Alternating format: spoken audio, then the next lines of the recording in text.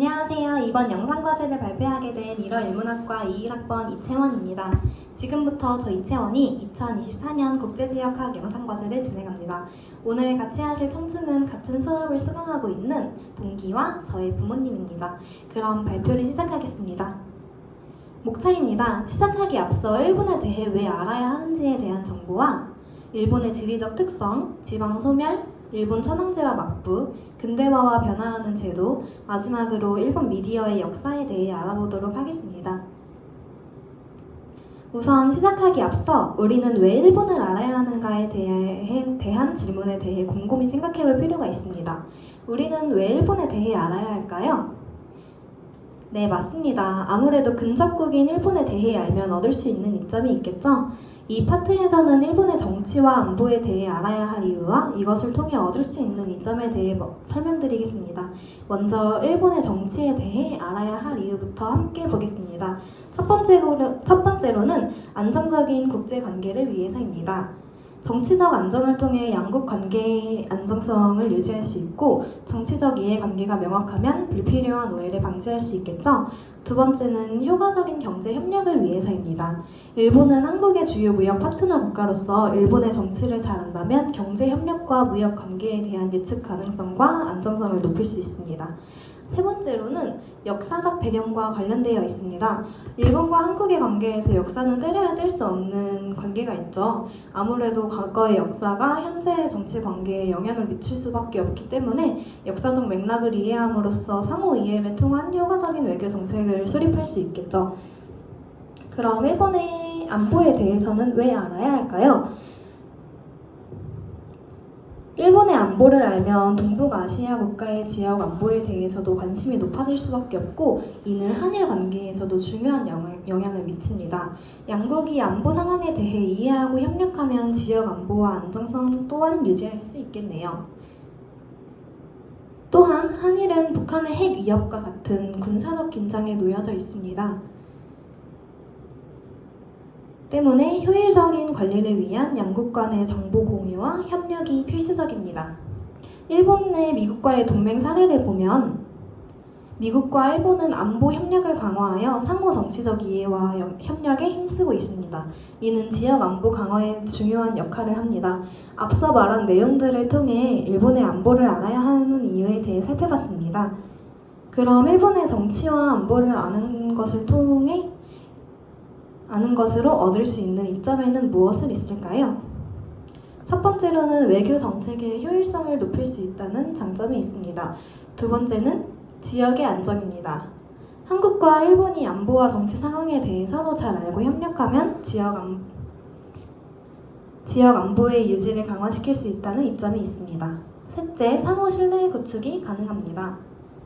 양국이 서로의 정치와 안보 상황을 잘 이해하고 존중하면 상호 신뢰를 구축하고 장기적인 협력 관계를 유지하는 데 도움을 줍니다. 예시로는 2006년 3월 한일 비자 면제권이 있습니다. 두 번째 나에서는 일본의 지리적 특성에 대해 알아보겠습니다. 우선 일본의 지리를 살펴보면 국토의 길이는 북동쪽에서 남서쪽으로 2,800km, 동서로 남북으로 약 3,000km나 되기 때문에 계절 분포가 매우 크다는 사실을 알 수 있습니다.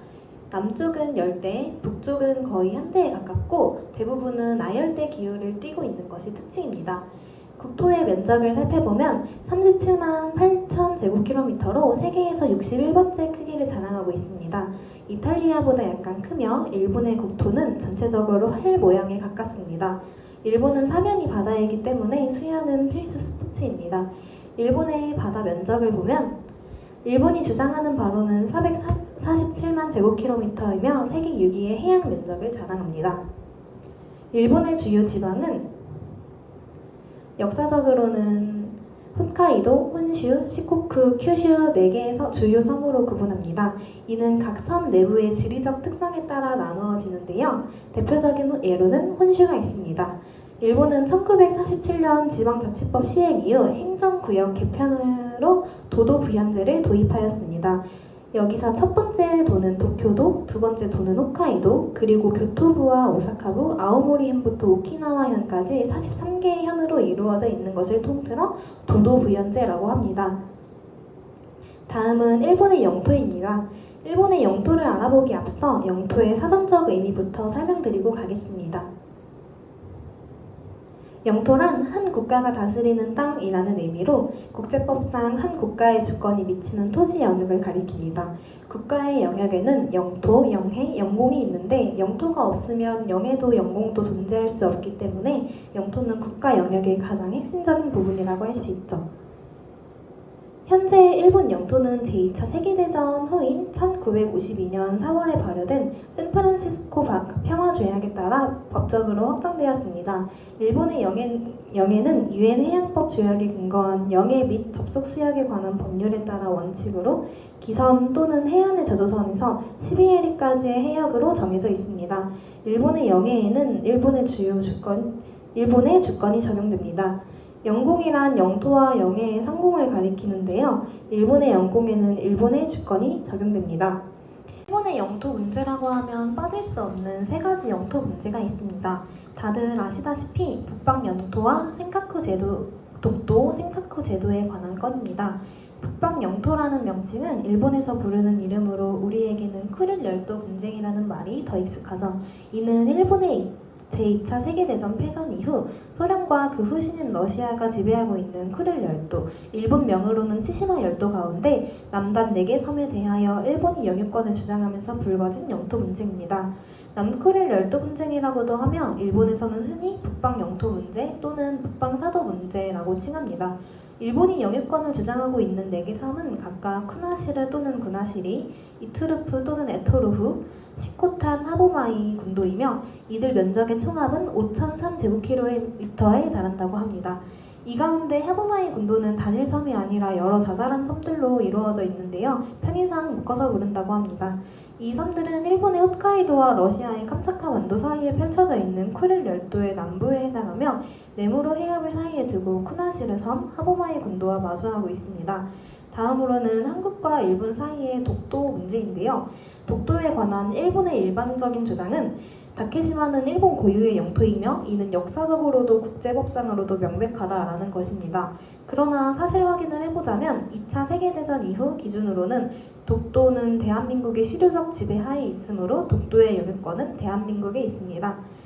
일본의 마지막 세 번째 영토 문제는 센카쿠 제도 문제입니다. 이는 일본과 중국, 대만 간의 동도서의 영유권 및 주변 해역에 관할 권을 둘러싼 갈등입니다. 현재 일본이 실효 지배하고 있으며 이 제도 모두 사람이 살지 않는다고 합니다. 세 번째 장에서 알아볼 것은 일본의 지방 소멸과 관련된 것입니다. 2020년 국제조사에 의하면 일본의 인구는 1억 2,614만 명이라고 합니다. 메이지 시대에 오기까지 3천만 명을 유지했으며 일본의 인구는 2060년 정도에 8,674만 명으로 크게 감소할 것이라고 예상됩니다. 일본은 이미 심각한 초고령 상태에 진입하였는데요. 고령화의 기준을 살펴보자면 유엔에서 65세 이상의 나이를 고령으로 지정하여 고령화 사회는 고령화율이 7에서 14%, 고령 사회는 14에서 21%, 초고령 사회는 고령화율이 1% 이상이라고 합니다. 1% 이상이라고 합니다. 일본은 2010년에 65세 이상의 인구가 20% 이상으로 초고령 사회에 진입했다고 합니다. 한국도 2019년 8월 이후 고령 사회에 진입하였고 초고령 사회를 앞두고 있기 때문에 저출생 초고령화 문제 해결을 위한 거시적 정책 마련이 긴급한 상황입니다. 저출산과 고령화는 지방 소멸에도 영향을 미치는데요. 지방 소멸이라는 말을 처음 쓰기 시작한 것은 일본의 마쓰다 히로야로 알려져 있습니다. 마쓰다는 일본의 저출산과 고령화, 수도권 집중 등으로 인해 2040년까지 일본 지자체의 절반 가까이가 실질적으로 사람과 기능을 잃고 소멸할 것이라고 주장했고 이 이후 지방 소멸에 대한 것은 일본의 주요 정책이 되었습니다. 지방 소멸에 대한 원인은 크게 세 가지로 나뉘어지는데요. 첫 번째는 인구 감소입니다. 저출산 고령화로 인한 실질 인구가 감소하여 젊은 세대의 수도권 유입 및 지방 청년 인구는 꾸준히 감소하고 있습니다. 두 번째 원인은 산업 및 경제 기반의 약화입니다. 주력 산업 쇠퇴와 일자리 감소, 신규 산업 유치 실패는 경제 활력 저하로 이어지고 있습니다. 세 번째 원인은 인프라 및 서비스의 축소입니다. 기본 인프라 유지 비용이 증가함에 따라 서비스는 축소되었고 학교나 병원 등의 공공 서비스 이용 인구 또한 감소하는 추세입니다. 그렇다면 이에 따른 지방 활성화 정책이 필요하겠죠? 일본의 지방 활성화 정책에는 지방 창생 정책과 콤팩트 시티 모델, 대규모 프로젝트 유치 등이 있습니다. 지방 창생 정책에는 사람 정책, 마을 정책, 일자리 정책, 농업 정책 등이 있습니다. 콤팩트 시티 모델이란 인구 감소에 맞춰 도시 기반 시설을 중심지에 집중하여 효율을 관리하고 주거와 일자리가 인접한 소규모 주거단지를 조성하는 것을 의미합니다. 또한 대규모 프로젝트 유치는 국가적, 국제적 대규모 R&D 기관 공장과 새로운 산업을 유치하여 일자리 창출을 목표로 하고 있습니다. 다음 장부터는 일본의 근대화에 대해 알아볼 건데요. 그 전에 일본의 천황지와 맞부 개념부터 알아보고 가겠습니다. 천황이라는 말은 일본에서 고대로부터 세습적으로 내려온 군주를 뜻합니다. 가마쿠라 막부 등장 이전에는 제사장의 성격이 강했으며 공식적인 명칭으로 제도화된 것은 7세기 말 엽부터입니다. 그렇다면 막부란 무엇일까요? 네, 맞습니다. 막부라는 말은 중국으로부터 유래하여 일본의 무사 정권을 뜻하죠.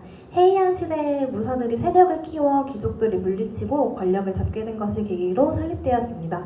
처음에는 무사 계급이었으나 점차 지배 계급으로 성장하여 일본의 정치 체계를 살펴보면 상징 권력의 천황과 실제 권력의 무사 정권의 이중 구조가 눈에 띕니다.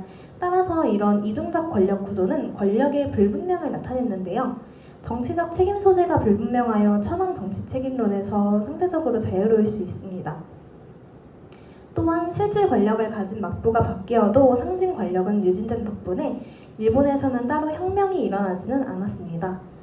막부 말기에는 서구에 대한 압박으로 인하여 실제 정권인 막부에 대한 국민들의 불만이 높아졌고 이는 새로운 정치 구심축을 형성하는 데 기여하였습니다. 이후로 막부 중심에서 천황 중심으로 군대 국가가 형성되었는데 이는 꽤나 위험한 정치적 실험이었습니다.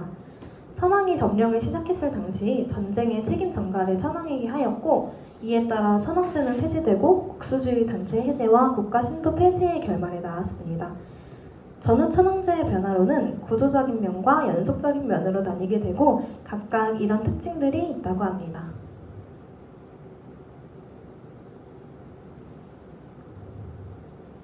일본은 메이지 유신을 통해 봉건적인 도쿠가와 막부를 무너뜨리고 군대 국가를 수립함으로써 서구 자본주의의 침탈을 방지하고 국력을 공업화에 집중시키는 데 성공했습니다. 이제부터 본격적으로 일본의 근대화와 변화하기 시작한 제도에 대해 알아보겠습니다. 인구와 1인당 생산량 증가, 산업 구조의 급변과 도시로의 인구 집중이 이 당시 일본에는 장기간에 걸쳐 지속되었습니다. 영국이 산업화를 가장 먼저 이루고 주변 국가들에게 영향을 미친 것은 유명한 사실인데요. 이는 근대 경제성장 개시가 영국과의 거리와 비례한다고 볼 수 있습니다. 영국의 산업혁명은 유럽 대륙, 북미 대륙으로 확산되어 최종적으로 일본에 도착하였고 일본은 서유럽 국가를 제외한 국가 중 유일하게 공업화를 성공시킨 나라가 되었습니다. 공업화가 시작되기 전 일본은 메이지 유신을 통해 봉건적인 도쿠가와 막부를 무너뜨리고 근대 국가를 수립함으로써 서구 자본주의의 침탈을 방지하였습니다. 덕분에 국력을 공업화에 집중시키는 데 성공한 셈이죠. 일본의 GDP를 살펴보면 공업화 전에는 서구에 비해 낮은 편인 것을 확인할 수 있습니다. 그러나 1870년대부터 점점 높아지더니 1880년대 공업화 진행 이후로 1950년대에는 1인당 GDP가 무려 약 1930달러에 달하게 됩니다. 일본의 경제 발전 이유를 정리해보면 첫째, 정치적 독립을 확보했다는 것과 둘째, 근대 국민국가의 설립, 이에 따른 공업화가 진행됐습니다. 농촌공업이 농간여업 형태로 발전했다는 것 또한 경제성장의 받침이 됩니다. 농간여업의 4가지 형태입니다. 에도 시대에 노동력의 질이 높았다는 점도 일본이 공업화를 수행하는 데 크게 기여를 했습니다. 우수한 노동력은 새로운 사회와 경제 조직이 용이하게 순응하고 근대 산업이 발흥하면 우수한 노동력으로서 경제 성장에 기여할 수 있기 때문입니다. 다시 말하면 일본은 공업화가 개시되기 이전에 이미 식자율이 높고 기초적 교육이 보급되어 있었기 때문에 선진 문물을 수용할 수 있는 수용 능력을 갖추고 있었다고 할 수 있습니다. 마지막 장에서는 일본 미디어의 역사에 대해 알아보도록 하겠습니다. 현재는 많은 기술 발달로 인해 우리는 정보의 바닷속에서 살고 있습니다. 그런 기술이 발전하기 이전의 정보 입수 수단은 무엇이었을까요? 에도 시대로 거슬러 올라가 보면 신문이 나오기 이전 카와라반이라는 것이 있었습니다. 카와라반이란 일본 에도 시대의 천재지변이나 대화제, 정사 등의 시사성이 높은 뉴스 등을 빠른 시간에 전하기 위해 만들어졌던 정보지를 말합니다. 길거리에서 카와라반을 읽으면서 팔았기 때문에 요미우리라고도 불렸습니다. 목판을 새겨 만든 것이 일반적이었고 대부분 한 장의 목판을 새긴 형태였습니다. 그러나 메이지 유신 이후 근대신문이 등장하였습니다. 이 중 최초의 일본어로 된 일간지는 요코하마 마이니치 신문이었는데요.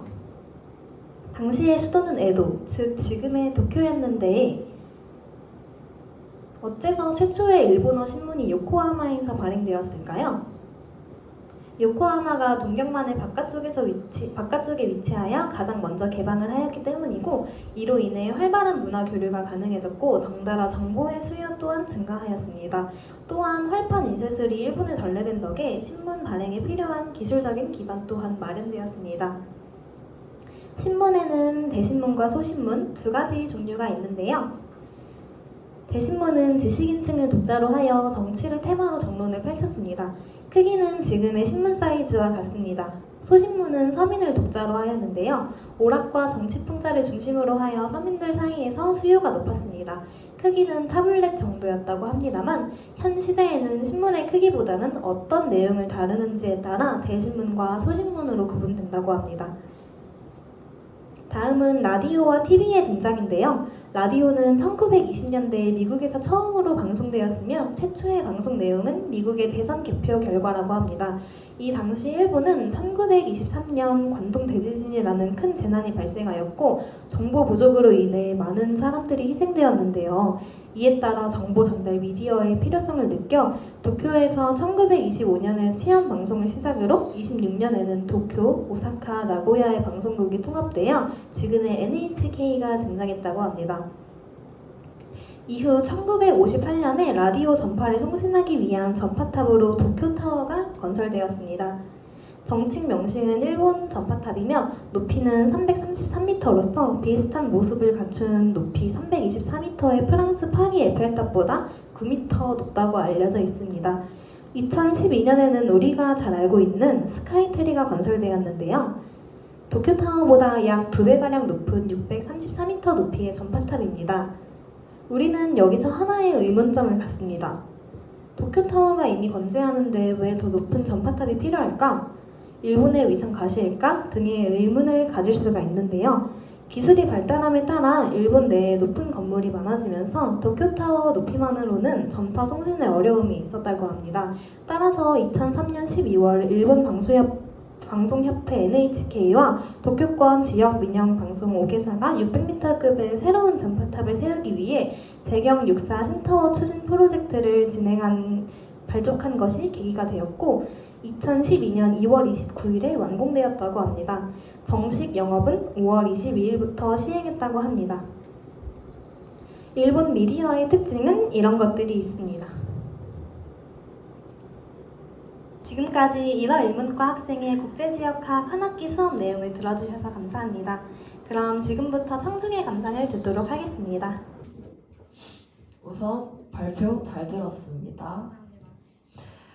방금 말씀해주신 거에서 도쿄타워가 TV와의 관계성에 대해서까지는 사실 잘 모르고 있었던 사실이었고 그 다음에 도쿄타워 외에도 스카이트리가 만들어진 게 이제 높은 건물들이 많이 지어지고 그러니까 도쿄타워만으로도 부족하다라는